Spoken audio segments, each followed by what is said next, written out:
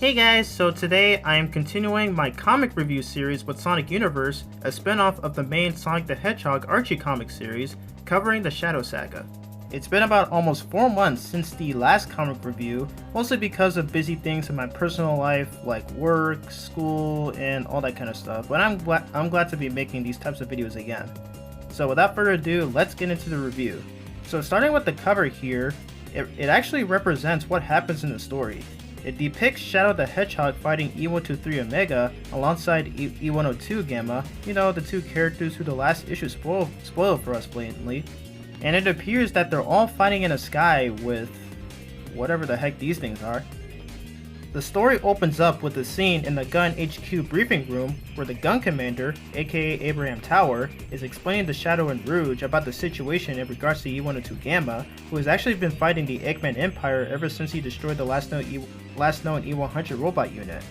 At this exact same time, Eggman himself explains the same thing in his new Mechaopolis Egg Dome to one of his new robots, as he talks about how even Beta was destroyed despite the robot showing much promise. The commander then says that Gamma had been working solo for a long time and could possibly be wearing down. He decides to change that by recruiting Gamma to Gun, as he instructs Shadow to do this before one of Eggman's forces track him down.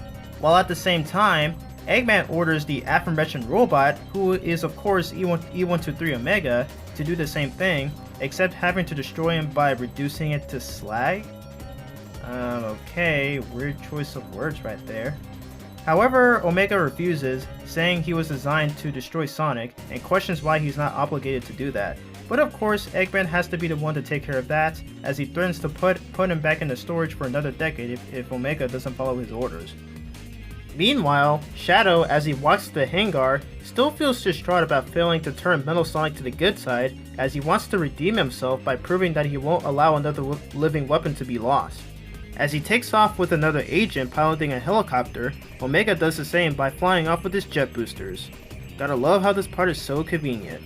After the robot departs, Snively wonders if it's wise for Eggman to send Omega to destroy Gamma, considering how Gamma was powerful enough to kill all the other E100 series robots, but Eggman states that he doesn't want anything interfering with his eventual rematch with Sonic and the gang. And to those who have read more of the comics than I have, you already know how that's gonna turn out. Because as Snively mentions something about the Dark Egg Legion thing, whatever, about to take on the Freedom Fighters, the comic indeed tells us that it will happen in that issue. I don't get what Eggman means when he says he'll press his scarf, but if he actually does wear one, I'm hoping it's better than Boom Sonic's scarf. I'm hoping the fans like it more than this one. Ugh. After a couple hours later, Shadow manages to track down Gamma's location and doesn't even bother to grab a parachute, as he can just leap out of the helicopter and make an epic superhero landing like a badass. He then discovers Gamma's footprints, realizing that he's still in good condition. But all of a sudden, Gamma appears before Shadow, about to shoot him, but stops immediately when he finds out Shadow isn't siding with Eggman, and he states that he is surprisingly gullible for his tracks in the snow trick. At least it's not gullible Knuckles-like. Shadow convinces him to join Gun to see what a difference a support team can make, besides working alone. Gamma is surprised that Shadow is a part of Gun now, and asks what could he offer. Shadow replies by saying there can be a safe place to rest when it's needed, just so he won't have to waste time searching on his own, and that Gamma should be able to access the world with much greater efficiency. And he actually accepts the offer. Well, that was easy. Perhaps a little too easy. As they head off through the snow to get to the extraction point, Gamma detects an Eggman Empire radio signature coming towards them. And what do you know, it's freaking Omega! Who could have seen this coming? He starts attacking Shadow, but notices Gamma is also here, as he has located the decrypted mission objective. And you can tell how sarcastic he is when he says wonderful. After he breaks free, Shadow tells Gamma to head to the extraction point as he holds off Omega. You would think this would be an awesome fight between the two, right? Sadly, no. Because it ends up being short-lived, as Omega only tricks Shadow into believing he would start firing after performing his spin dash, but instead shoots him far away in the sky with his cannon. You could've just tried chaos spraying the heck out of him, Shadow. After that disappointing scuffle, the two robots start threateningly contacting each other with their radio. During this, Omega tells Gamma that he is superior to him and can easily tear through Gamma's armor with a single one of his shots. but Gamma taunts him back by saying Omega is as heavy as his armor, having unwieldy speed, and having louder jets, as well as not having many limitations as him. And to prove that he's good with weaponry, he fires 3 precise blasts on Omega, making him lose balance and fall on his back. Wow, so it looks like he's not only good at being an assassin, but also as a sniper, even though I hate snipers in video games. But anyway, after that, Gamma begins to admit that he does seem outdated at this point, and how the Resistance needs more support than him. He even states that robots can have souls, and attempts to demonstrate it to Omega. But Omega, not caring for anything he's saying, activates a ton of guns in his arsenal, and blasts him into oblivion, and it was unfortunately too late for Shadow to save him. But luckily, before Gamma dies, he completes streaming his data to Omega, therefore having his soul merge with Omega. This turns him into a more kinder robot that is no longer heck bent on crushing all life. Shadow suggests that Omega should do what Gamma would and join Gun and protect those lives instead, and Omega agrees that he will turn against the Doctor for wasting his potential and taking Gamma's place. You know, that first part kinda sounds similar to how in Sonic Heroes, where Eggman literally locked him up in the storage room for literally no reason, or unless like he has to guard Shadow in a capsule or something.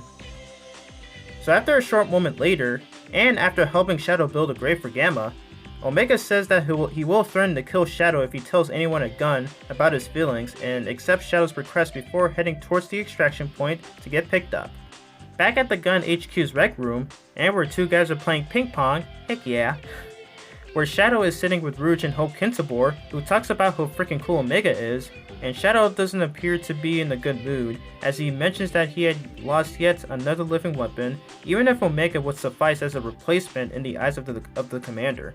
But afterwards, Hope hands Rouge the orders, and the latter lets Shadow know that they're going to be heading into the Special Zone, where they'll retrieve another Chaos Emerald, and that will be the focus for the next issue. And so, the story concludes here. So now for the summary part of this review. So this issue's story, while not as good as the last 2, does have some interesting merits here and there.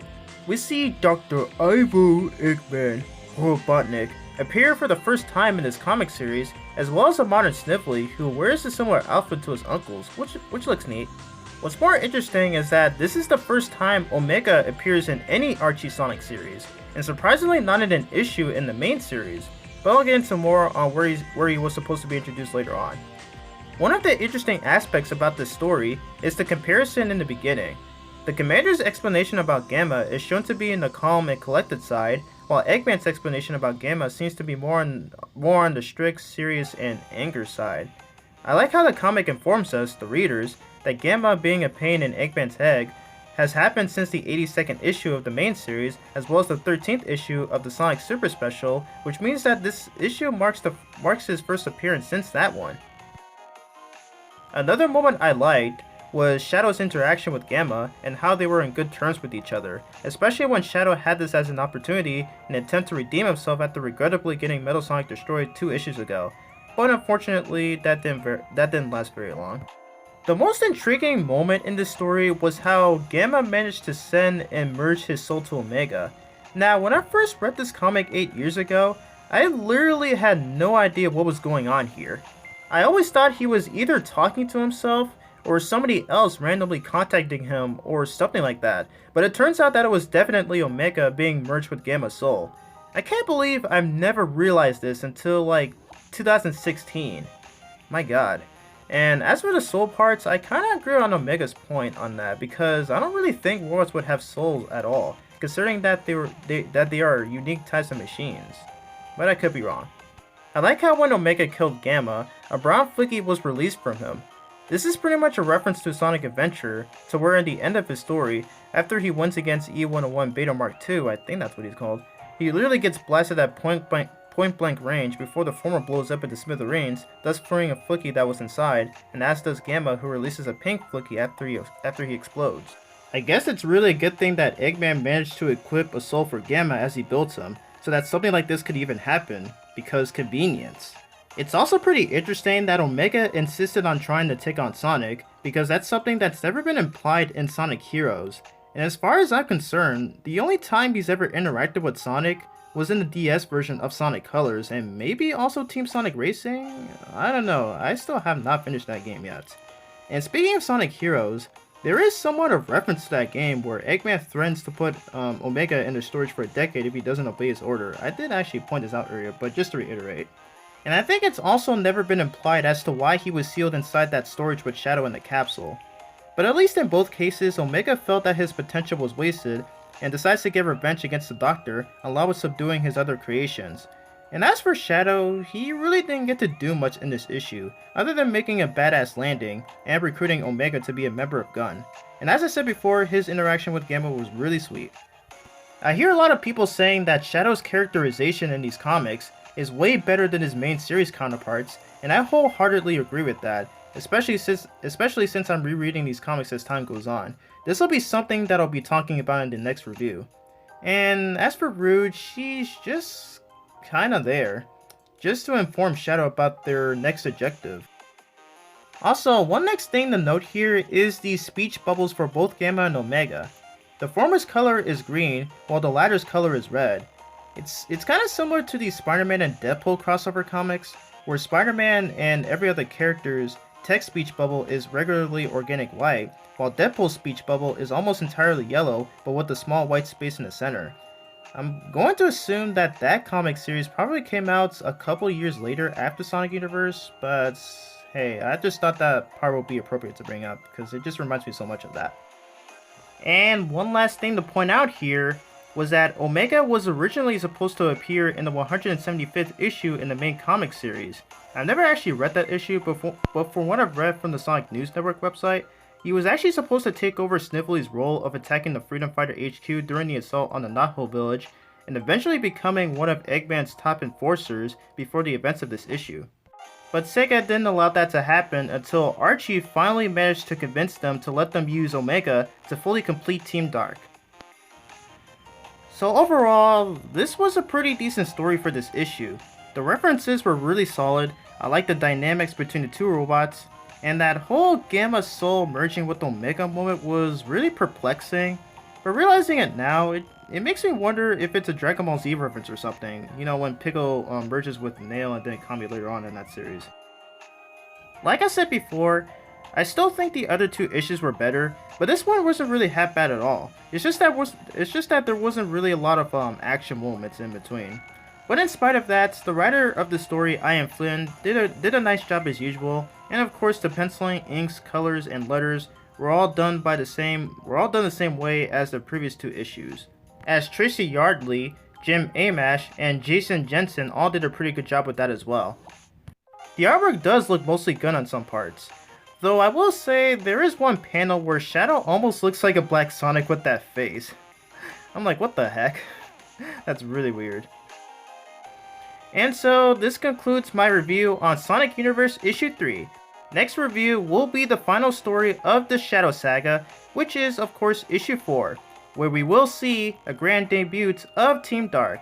So be sure to like and subscribe if you enjoyed this type of video on my channel, and also be sure to follow me on Twitter if you're interested in being up to date on what videos I'll be uploading soon.